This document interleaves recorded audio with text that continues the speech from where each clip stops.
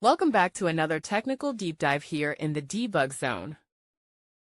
Today we're tackling a big question and breaking it down with insights from other users. Hopefully this clears up some misconceptions and helps you get the answer you need.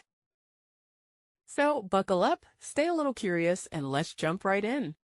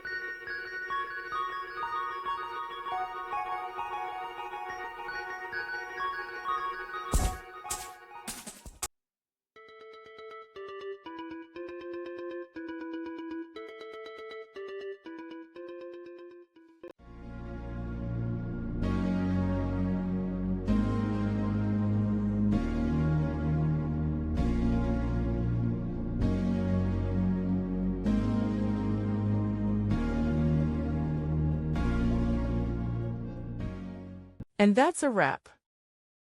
I hope you found the answer you were looking for. If you did, take a second to hit that subscribe button. It really helps out. And let me know in the comments which solution worked best for you. See you next time in the debug zone.